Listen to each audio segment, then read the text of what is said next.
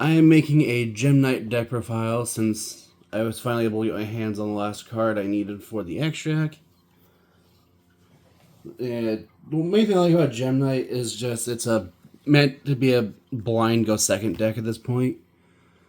That I honestly really like that it's just blind go second because of how I usually lose the die roll anyway, so I have to go second usually.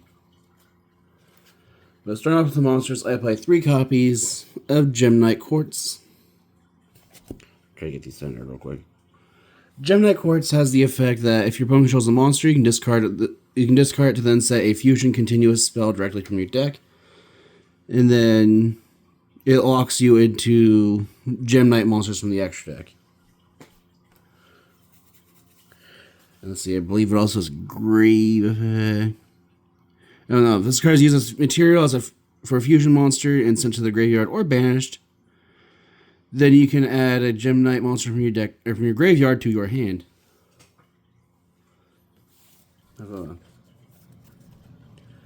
Next, I play 3 copies of Gem Knight Neprim. Neprim has the effect that if it's normal or special summoned, you can add a Gem Knight card from your deck to your hand, except for another copy of itself, and then your opponent takes half effect damage for the rest of the turn. I feel like it has this because Konami was pushing for Gem Knight to not be an FTK deck anymore. But it also has the effect of during your main phase, you can immediately after this effect resolves normal summon a gem monster.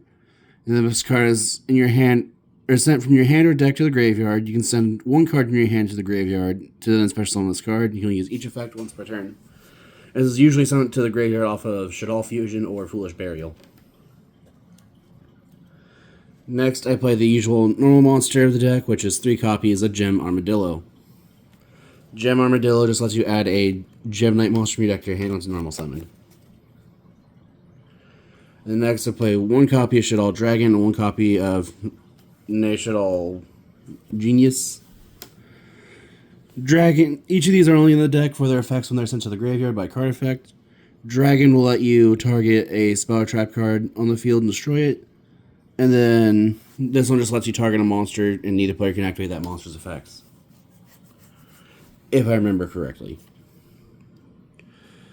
On the field. Okay, just negates. You just make so that neither player can use its effects for that turn. Next, I play 2 copies of Gem Knight Holocore. Gem Knight Holocore has the effect that you can send a Gem Knight monster, a Gem Knight normal monster, or a Gem Knight fusion from your deck to the graveyard, special on this card from your hand in defense position. When your opponent activates a card or effect while you control a Gem Knight fusion monster, then as a quick effect, you can banish 3 Gem Knight cards from your graveyard, including this card, to negate that effect. Then all Gem Knight monsters you currently control gain 1,000 attack. You only use each effect of Gem Knight Holocore once per turn. And then the only hand traps in this deck I play are 3 copies of Perulia and 3 copies of Fualos. The Molcharmies both share the effect of you can only use 2 Molcharmy effects per turn. You can only discard them while you control no cards. And then when your opponent does something, you get to draw a card. Where Perulia lets you draw one of your opponent's summons from hand, and Fualos lets you draw one of your opponent's summons from deck or extra deck. But then they also share the effect of during the end phase, if the cards in your hand are more than the number of cards your opponent controls plus 6, so if your opponent has 5 cards and you have more than 11 cards in hand, you would shuffle cards from your hand randomly back into the deck until you only have 11 cards in hand. I'm only using 5 as an example, but most times it'll be less than that. And then that's it for the monsters. Moving on to the spells, I play 1 copy of Foolish Burial. Foolish Burial is just meant to send a monster from deck to grave, so you send Holocore, you can send any of the Shaddoll monsters, or any either. Or you can send the Neprim. Next, I play 1 copy of Triple Text Talent. This can only be used when your opponent has activated a monster effect during your main phase. where you can activate one of 3 effects, leave your opponent's hand and shuffle a card back into the deck. You can draw 2 cards, or you can take control of an opponent's monster till the end of the turn. Then I play 1 copy of Scatter Fusion. Scatter Fusion has the effect during your main phase. If your opponent controls a monster, you can fusion summon a non-rock gem monster or Gem Knight monster from your extra deck using monsters from your deck as material. Also, you not special summon from your extra deck for the rest of the turn, except for Gem Knight monsters. You can only use this effect of Scatter Fusion once per turn. And then when this card leaves the field, destroy all monsters that are summoned by its effect. Next, I play 1 copy of Brilliant Fusion. Brilliant Fusion lets you fusion summon a Gem Knight fusion monster from your deck by using monsters from your deck. However, the monster you summon has 0 attack and defense, but you can discard a spell card once per turn to give the summoned monster its original attack and defense. Which normally, if you use that effect, it'll be the Gem Knight fusion card. Next, I play 1 copy of Harpy's Feather Duster just to destroy all your opponent's spell and trap cards. And then, like I said earlier, the spell card you can discard for Brilliant Fusion is the 1 Gem Knight Fusion. Gem Knight Fusion lets you fusion summon a Gem Knight monster from your extra deck by using monsters from your hand or field. And then this card's in your graveyard, you can banish a Gem Knight monster from your graveyard to return it to your hand. And none of this is once per turn, by the way. That's the fun part of this. And then next, I play 2 copies of Lightning Storm. Lightning Storm can only be activated if you control no face-up cards, where you can activate its effect to either destroy all spells and traps your opponent controls, or you destroy all attack position monsters your opponent controls. As you can tell at this point, instead of going insane with the hand traps, mainly because Canine's running around now, I decided instead of using hand traps, just use board breakers. Which I feel like this is probably one of the better board breakers right now, which has 3 copies of Raigeki. Just destroy all your opponent's monsters.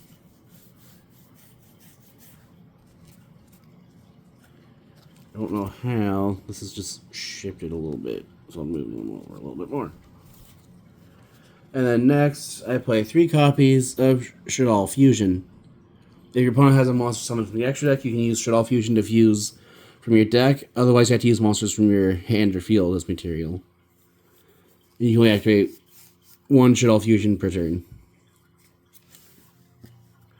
Next, I play 3 copies of Gem Knight Dispersion. Gem Knight Dispersion has the effect where you can only use each effect once per turn. So if you have multiples in your hand, you can use both effects. Where you fusion summon a Gem Knight monster from your extra deck using monsters from your hand or field. Up to 2 monsters from your deck or extra deck can be used if they are non-rock Gem Knight monsters you have a Gem Knight fusion monster in your graveyard. That's what it was.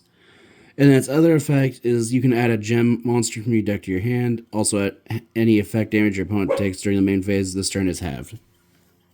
Again, they're just trying to make it so that this isn't an FTK deck anymore. And then next, I play 3 copies of Triple Tactics Thrust. Triple Tactics Thrust has the effect that when your opponent activates a monster effect during your turn, you can set a normal spell or normal trap from your deck, but it cannot activate that turn. But if your opponent has a monster on their field, then you can add it to your hand instead. And then lastly, for the main deck, I play 3 copies of Forbidden Droplet. Forbidden Droplet lets you send any number of cards from your hand or field other than itself to the graveyard to then non-target negate the effects of monsters your opponent controls and have their attack till the end of the turn. And then your opponent cannot respond to Forbidden Droplet with the card types you send to the graveyard. So if you send a monster, a spell, and a trap, your opponent just can't do anything about it. But if you send a monster and a trap, then your opponent can use a spell in response. And that is it for the main deck.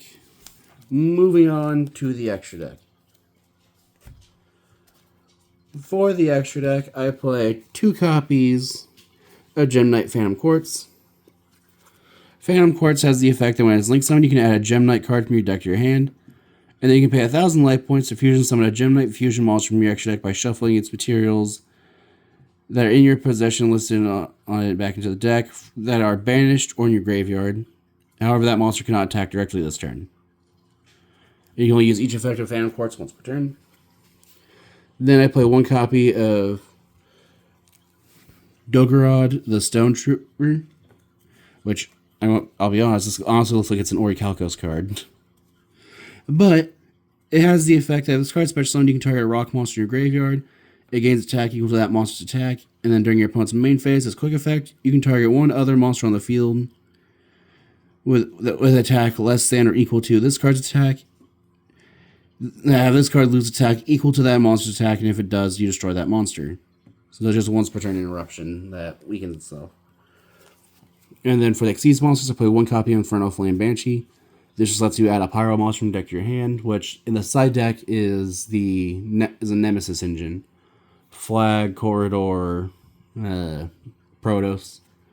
And then I do play, because I'm playing Corridor, I will put a Thunder Dragon Colossus in the side deck as well. Then I play one copy of Baguska for when I have to go first. You summon it in defense, and it puts all monsters on the field back into defense, and then monsters that are in defense mode cannot activate their effects. And then I play one copy of Seraphonite. This card just gives you additional normal summon. One copy of Aquamarine. Aquamarine has the effect that if it attacks, you can change it to defense position at the end of the battle phase, but the real effect you want is when this card is sent from the field to the graveyard, target a card your opponent controls and return it to the hand. Then I play one copy of Gem Knight Topaz. Topaz has the effect that it has to be fusion. It can attack twice during each battle phase, and when it destroys a monster in battle and sends it to the graveyard, your opponent takes damage equal to that monster's attack. Equal to the attack of that destroyed monster in the graveyard. The reason it has in the graveyard is because if the monster destroyed is banished, then it's not in the graveyard, so your opponent doesn't actually take the damage. Then I play one copy of Ruby. Ruby just lets you tribute a Gem Knight monster, increase its attack, and then does piercing. One copy of Prismura. Prismura just has the effect that once per turn, you can send a Gem Knight card from your hand to the graveyard, target face a card on the field, and destroy that target. Again, it's probably going to be Gem Knight Fusion. Then I play one copy of Lady Rose Diamond. Lady Rose Diamond has the effect that once per opponent's turn, the first time each of your Gem Knight monsters will be destroyed the first time a Gem Knight monster or monsters you control will be destroyed by opponent's card effect, it's not destroyed.